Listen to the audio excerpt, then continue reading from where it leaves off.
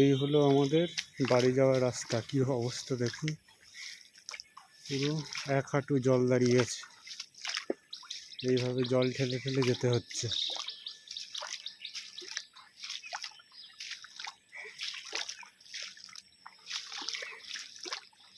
Pitch রাস্তা ছিল, তবে সেটা জলে পুরো ডুবে গেছে।